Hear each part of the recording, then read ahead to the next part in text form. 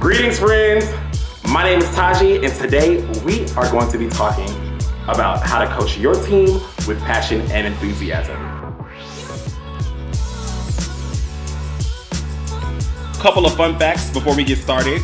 I am a 2023 world champion. I was the first coach to win in the state of Arizona alongside my best friend.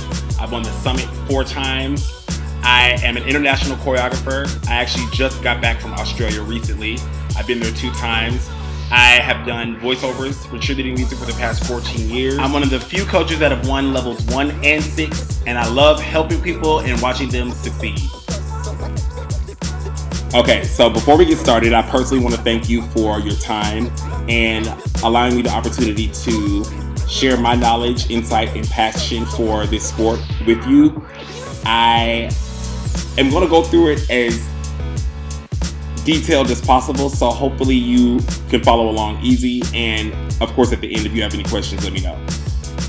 Why enthusiasm matters. It is the spark that ignites motivation. It makes practice more exciting and engaging. It creates a...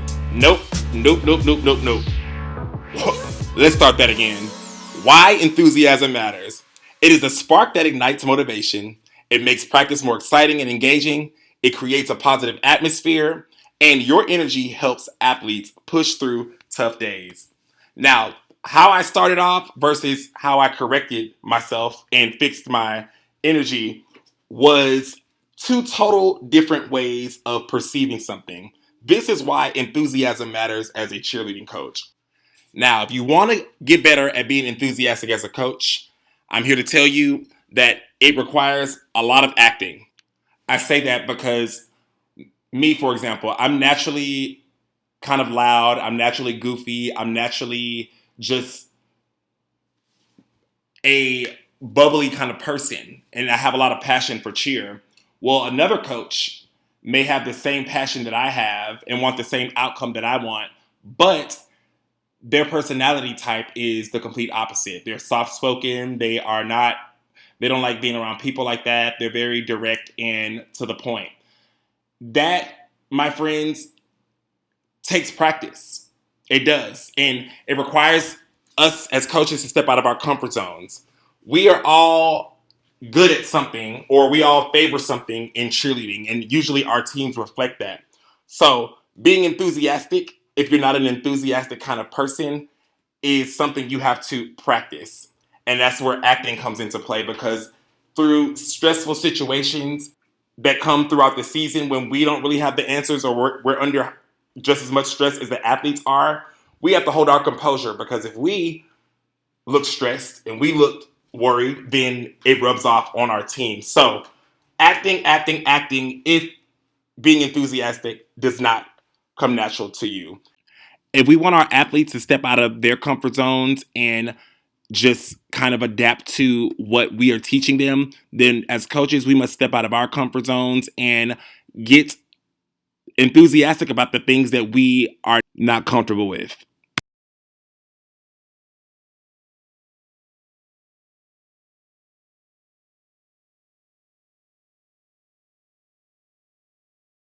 All right, moving on to our next slide. The power of passion in coaching. Passion fuels creativity. Passionate coaches never stop learning or improving. Your love for the sport sets the tone for your team's dedication, and passion inspires athletes to love cheer, not just compete. Passion definitely comes and goes in coaching. I've been super passionate some seasons. Other seasons, I was like, I don't know if I want to do this anymore. But I will say that if you coach cheerleading, there was a point in time, if you don't have a lot of passion right now, there was once a point in time where it was a big passion of yours. Otherwise, I don't think we would sign up to do this. Passion is what takes it to the next level. Passion makes or breaks. It's been many times in competitions where my team was neck and neck with another team, and I didn't know what would make the difference. And it would be that those 0.1s, that 0.03, that extra little umph, that team that just looked like they wanted it more, the team that put in the extra reps, the team that cared the most and had the most heart took it. And that's not always how it plays out, but I have been in many situations where that was, in fact, the reason that it did work out. So don't be afraid to be overly passionate. If you're in an environment that is kind of bland and people, you look like the oddball out for always blasting cheer music, or wanting to do a theme, or maybe sticking to your roots. You may not want to do a theme. You may want to do classic cheerleading. That is what you're passionate about. Whatever it may be, do it, and do it to the best of your ability, because your passion, what you love, is going to reflect in your coaching. If you've ever coached something that you didn't understand or you didn't really like, you know that it was just kind of weird. But if you like what you're doing and you have passion about it, it is going to reflect in your athletes and in your whatever you put out there to showcase. If there are people around you, like younger coaches, when they come in, for instance, like if you've been used to a certain way of doing things and somebody comes in with the new way or a new voice or a new style, it reignites that passion inside of you. So find ways to get back to the root of why you fell in love with the sport in general if you are having trouble with getting your passion back. Take it from me, passion will, in fact, take you places. I recently just connected back with one of my friends from middle school. She just moved out here to Phoenix, and she was the one who showed me what cheerleading and dance was. We were like the 7th or 8th grade, and I told her recently, this was like last month too, I said, I owe a lot of this to you. She's like, I'm so proud of you. I'm so proud of you. And I was like, I owe it to you. Her and her mom would take me back and forth to practices when I needed a ride. And she kind of just opened this whole door up, this whole new life up for me that took me to living in California, to winning back to back to back summit titles with level 1 and winning a summit title in level 4, to having a 3-year undefeated season, to moving to Texas and coaching my dream team, to moving to Arizona and winning worlds for the first time in the state with one of my best friends. It can happen. Now, was that road easy? Absolutely not. Were there times where I was burned out? Absolutely. Were there times that I cried and wanted to rip my hair out and why I have gray hair right now? Yeah. But big passion gets big results. And when you do it from your heart, it will work out every time. You also want to make sure that you aren't doing too much cheerleading. Too much of anything isn't good for you. So make sure you're keeping it leveled, making time for the people that love you, and making time for yourself, because we often can overwork ourselves, making everybody else happy. So make sure that if you are experiencing burnout, you are taking the necessary steps to not get overworked. All right, before we go to the next slide, I want you to reflect on your proudest moment as a coach. Think about that. Think about that feeling. Think about how all the hard work paid off, or hearing that story from that parent that you changed their child's life, or you finally getting the respect that you deserve and getting to coach the team that you want. Think about that moment and give yourself a round of applause. That is important. You deserve to be clapped for. And if nobody else has clapped for you, I'm doing it right now. And then what brings you joy at the gym? Sometimes things change. Our environments change. Staff changes. We may have moved. Make space for that again. If it was marking cheer routines, if it was making a stunt group up, getting a stunt group together in the summertime and choreographing your stunt section, or, old team bonding parties, take it back to what you fell in love with, and that will keep things leveled and bring you back to that place of passion and why you started doing it in the first place. So the last one you will leave 5, 6, 7, 8, 7, I'm moving on 1.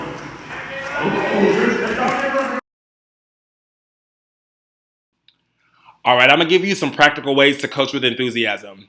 Start each practice with a positive mindset and intention. Use games, music, themes, or fun challenges to keep the energy up. Be vocal with praise and consistent with your encouragement. Show up fully even when you are tired. Your presence matters. And we're just gonna start right there.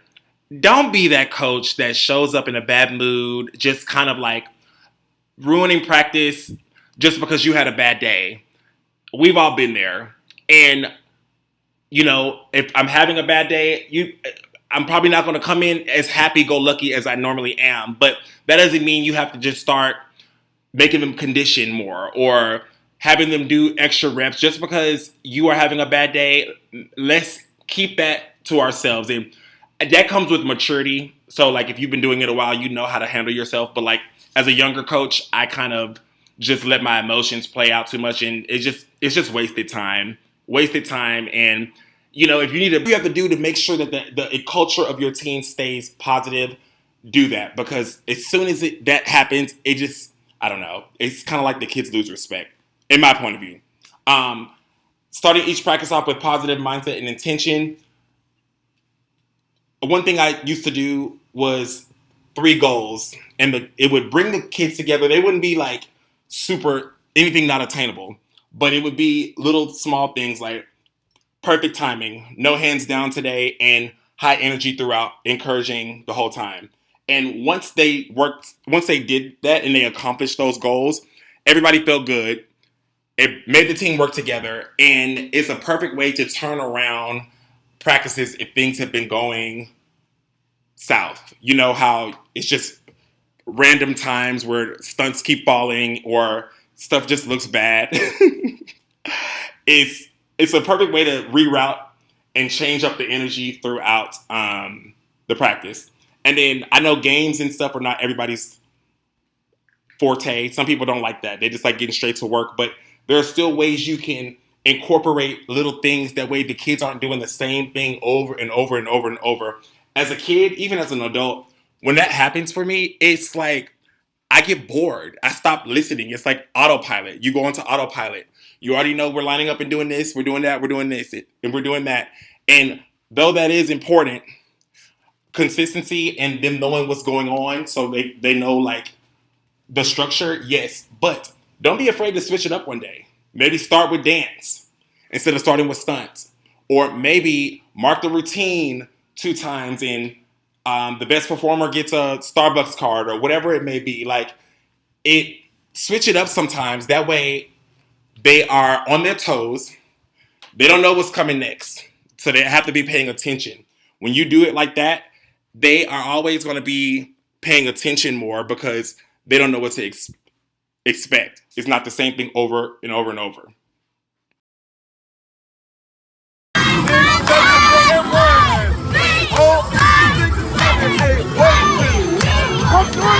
She's ready.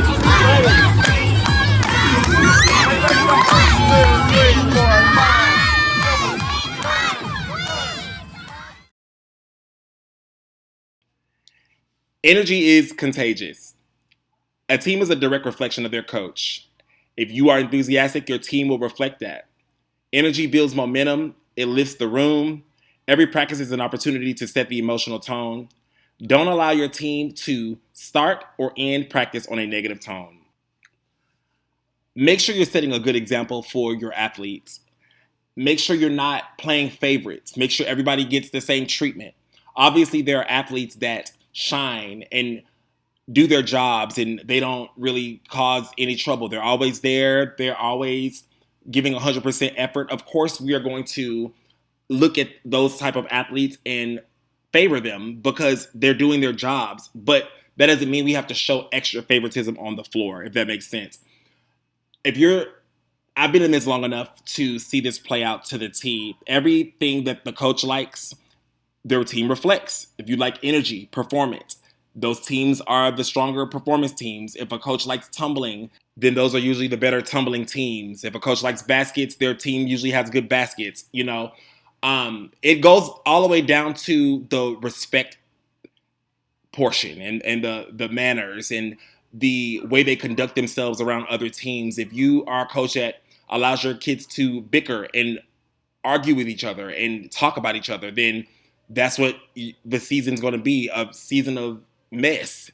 But if you are a coach that doesn't allow that and you require your teams to be respectful at competitions and the way they conduct themselves on the mat or off the mat, then those teams usually have um, just an image. It's all about your boundaries and the boundaries you set as a coach and what you allow and what you don't allow. Your team is going to reflect exactly what you tell them to do. You let them run all over you, they're going to run all over you. But if you set those rules and regulations from day one, then they know not to cross you in that way. So many times we take for granted what we get to do. And I know some of the best years I've experienced, I think back, I'm like, how in the world was that 8 years ago? How was that 10 years ago? How was that 5 years ago? You know, they go by so fast and we don't realize that, we can show up and coach as much as we want to coach. We can be involved as much as we want to be involved. But for some kids, they may only have 1 or 2 seasons with you. And then what you have instilled in them, what you have put in their hearts, stays with them for a lifetime. And I just think that your environment in your practice should always be one that is positive. No kid should ever feel like they are hated. I don't think that you should allow your team to walk in with a negative attitude, and they should leave knowing that you care about them. I had high expectations as a coach. So some practices were not easy. I'm like, line it up again, again, again. But my team knew that I loved them. My kids knew that I loved them. So when those days did come, it wasn't an issue because they knew that I was going to do the work outside of the gym to make sure that they were set up. And all I asked is they do the work inside of the gym. And when those hard days came, they pushed. So make sure your environment is one of proper etiquette and take guard of your team because it goes by fast. And those memories that you make, although we get to recreate them every year, for some people, that's it for them. Make it special.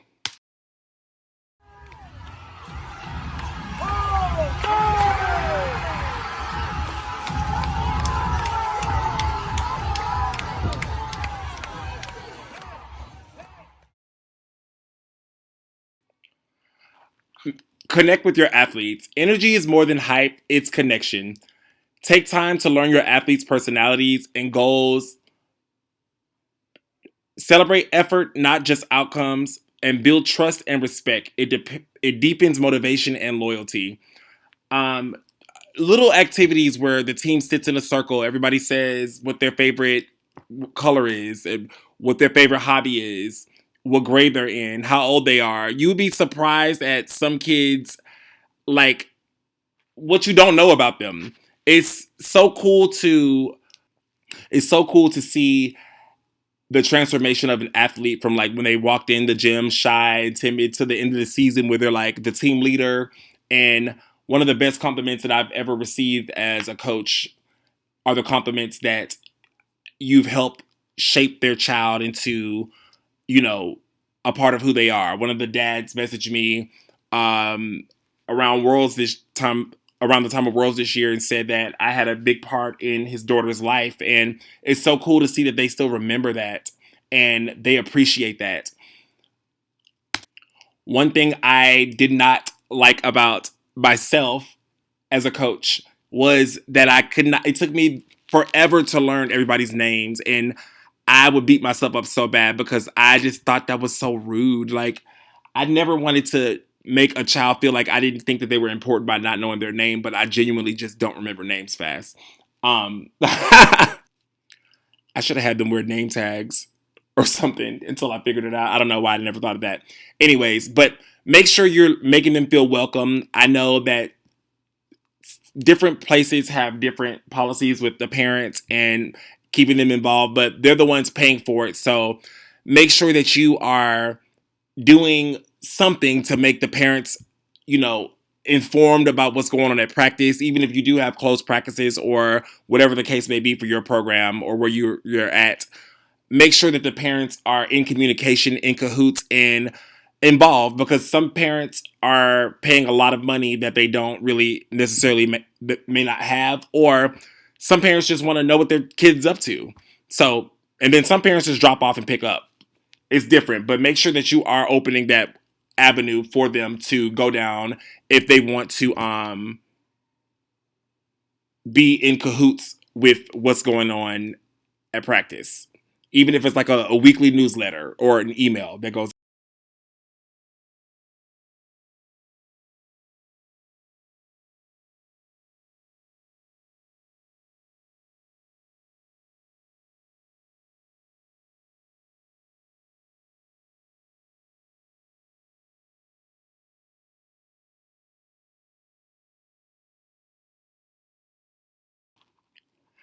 All right, taking a little detour.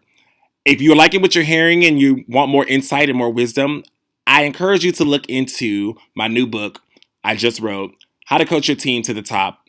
I have experience in levels 1 all the way through level 6. I have won a lot, but I've also lost a lot. And I've been through many, many, many situations in cheer, coached all kinds of teams from different areas of the country, and I just have a lot of wisdom that I combined into this book. I've never really seen one like it. I'm a creative person, so I just kind of made it how I wanted to make it. But it has stories, motivational things in it, examples, and just my perspective of cheerleading. To be honest, in cheerleading, there really is not a right answer. It's like opinion based. It's basically who likes which way the best. So I've seen this formula work at multiple places, and now I'm ready to share it with the world. So coachtaji@gmail.com if you are interested in ordering the book. My final slide of this presentation, be the spark. You have a light, and it deserves to be shine bright. So make sure that you are never dimming your light. Make sure you are showing up. Leave a lasting legacy. What do you want your athletes to remember? The thrones fade, but your impact lasts forever. I don't care if it's just one kid that you went over. That one kid is enough because you had the opportunity to help save a life. And the words and the values you instilled in them will stay with them forever. Be the coach that lifted them up and pushed them hard and celebrated their growth. Your passion creates lifelong memories and confidence. Like I just said a minute ago, you never know who you are encouraging to simply follow their passion. You being bold, you being just over the top about something that you love can inspire somebody else to go after their dreams. I know that if I see somebody do it, something that looks impossible, and I'm nervous about it, I'm like, well, they did it, so I could do it too. You know, you never know who's going to look back at those little moments. And you are their biggest hero. My coach, my very first coach, is still mine. I still call her coach. I still tell her good luck to this very day. And she still holds a very special place in my heart. All right, guys. Thank you so much for your time. Before we go, we're going to do a little practice run on how to coach with more enthusiasm and passion. And we're just going to simply count to 8. 1 through 8. So we're going to do before, we're going to do after. Before. All right, guys, set up the stunts. Be clean, don't drop. Ready? 1, 2, 3, 4, 5, 6, 7, 8. And nope. Now, after. All right, guys, you know what to do. I need technique. I need flyers performing, and I need you to look polished. It needs to look polished. Everybody has to look the exact same. Energy the whole time. Here we go. 1, 2, 3, 4, 5, 6, 7, 8. I hope that you enjoyed all of that. If you're interested in the book, How to Coach Your Team to the Top, email me at coachtaji, COACHTAJII @gmail.com. And my social media handles, I will put them below, at tdavis2010 or at World Champion Coach. And in the meantime, do it with passion or don't do it at all. Hopefully you have an amazing season, and thank you so much.